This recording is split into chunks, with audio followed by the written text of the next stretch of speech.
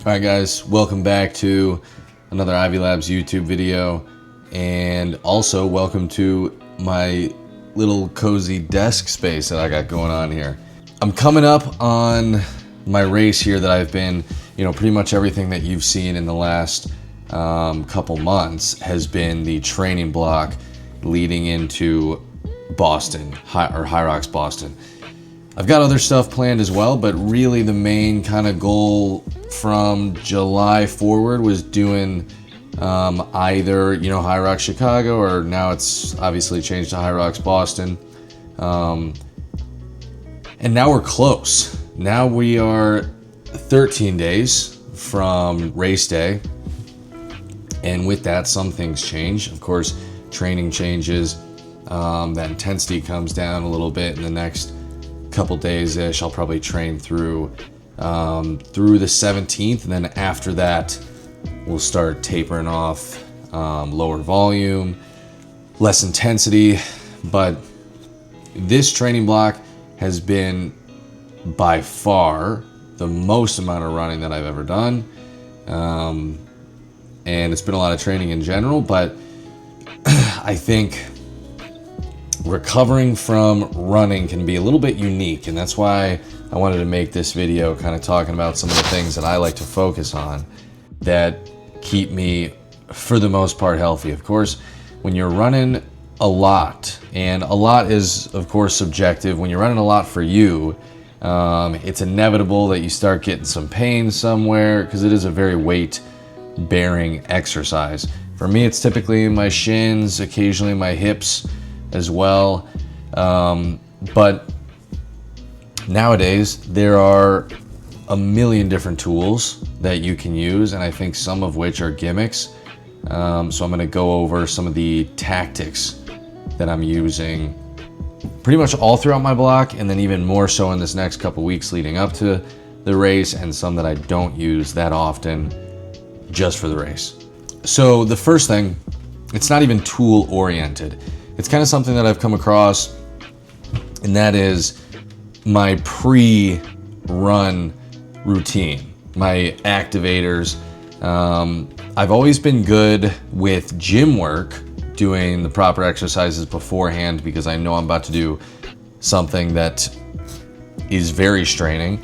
However, typically with running, I feel like myself, as well as a lot of other people, get lazy and just kind of start going on the run because they expect, okay, you got your actual just kind of running warm-up time, and then you start your efforts. But I found that recently, in implementing more activating movements before my runs and before I even start jogging for the warm-up, has been super beneficial.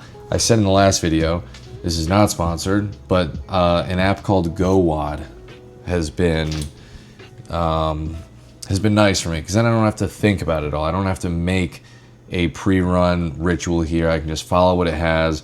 It's got some great activation stuff in there, and it's been one of the ways that I think has kept my shins and my hips healthy. This goes for all of my training, regardless if I'm close to a race or not. Some people don't deal with this as much. For me, I cannot go a single run without stretching afterwards. My hips get so obnoxiously tight, to the point of I can't even go like crisscross applesauce if I miss stretching after.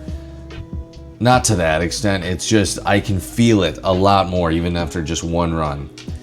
Staying on top of your stretches or the massage gun and rolling out after your workouts, after your runs, is most certainly not a gimmick. You got to stay on top of that. I think it's one of the best ways that you can increase the longevity of your training and just stay healthy through a training block.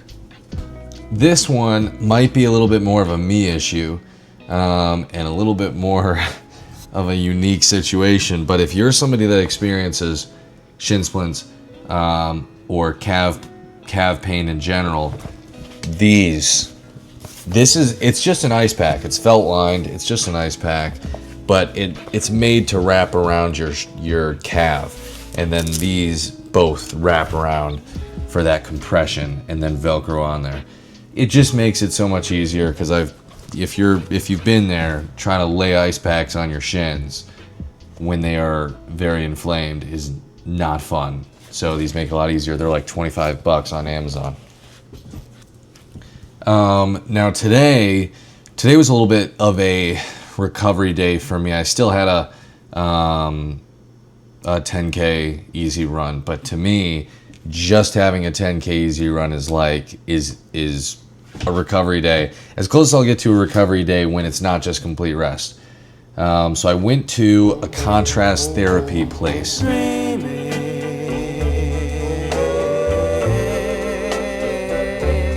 Yes, I'm dreaming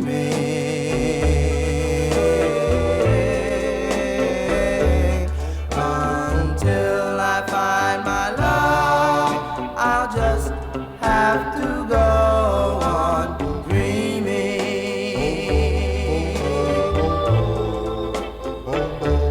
She'll be so fine.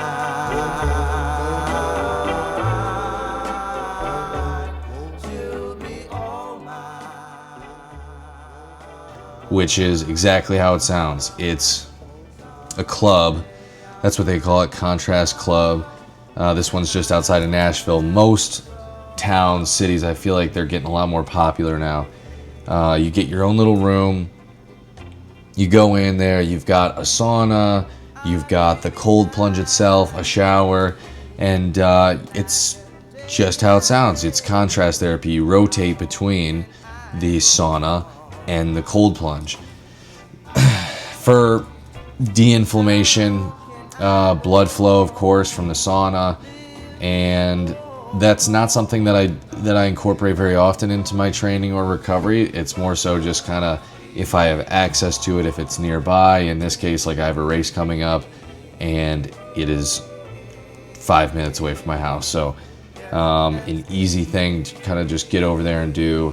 And I think it helps a lot with stuff like, for me, like I said before, my shin splints. With that being said, that's pretty much going to wrap up the video. A little bit of a shorter video here, not quite as hectic as the last couple have been. But I think it's something that's just as important. Of course, recovery is something that can be a little bit overlooked. And I think that if you're going to train hard, you got to recover harder. So yeah, that's my like couple niche things to kind of really dial in for my training, your training, and yeah, stay on top of it. We'll see you guys in the next one. Got another video. This is going to come out probably Tuesday. Another video is going to come this weekend, longer video on training leading up to Hyrox Boston. So we'll see you then. Peace.